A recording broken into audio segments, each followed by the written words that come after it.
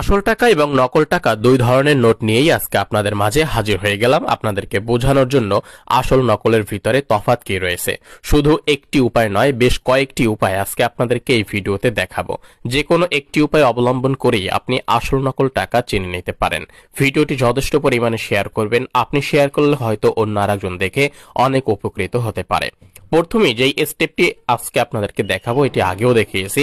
এই টাকার ব্যাক সাইডে চলে যাবেন, কারণ আজকে আবারও দেখাচ্ছি এই কারণ আজকে আমার সাথে একটি নকল টাকাও রয়েছে, আপনাদেরকে বোঝাতে অনেক সহজ হবে। এই নোটটির ব্যাক সাইডে চলে যাবেন। ব্যাক সাইডে গিয়ে এখানে 1000 লেখা আছে, 500 টাকার নোট হলে এখানে 500 লেখা থাকবে। এর উপরে সুন্দর করে আপনার মোবাইল ফোনের ক্যামেরা দিয়ে একটি ছবি তুলবেন, অথবা আপনি আপনার চোখ দিয়ে ভালোভাবে খেয়াল করলেও জিনিসটি দেখতে পারবেন। ছবিটি তোলার পরে সেই ছবিটিকে ভিউ করবেন, ভিউ করার পরে জুম করবেন, এখানে আপনি শতবার লেখা পাবেন বাংলাদেশ ব্যাংক, বাংলাদেশ ব্যাংক। আর যদি আমরা এই নকল টাকাটির একটি ছবি তুলি, সেই ছবিটিকে যদি আমরা ভিউ করি, জুম করি, এখানে দেখেন কোনো কিছু লেখা নাই, শুধু আঁকানো দাকানো আছে আমাদেরকে বোকা বানানোর জন্য।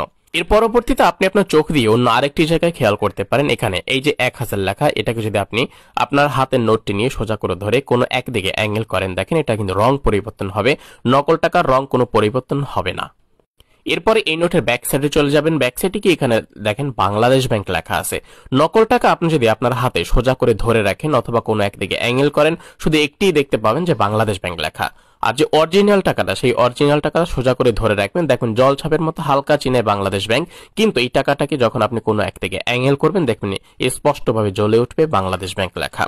এরপরে একদম সহজ এবং বাংলা উপায়, আপনার হাত এভাবে একটু পানি দিয়ে ভিজিয়ে নিন, নোটের উপরে হালকা একটু ঘষা মাজা করুন।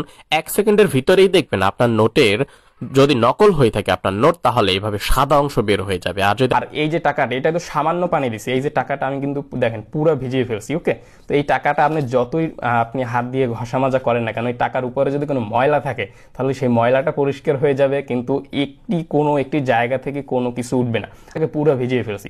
এই টাকাটাকে আমি সামান্য দেখেন, এই যে দেখেন দেখেন এই দেখেন আমি কত জোরে দিতেছি, তারপরেও দেখেন এই টাকাটার কিছুই হতেছে না, কারণ এই টাকাটা হলো আসল টাকা আর এইটা হলো নকল টাকা।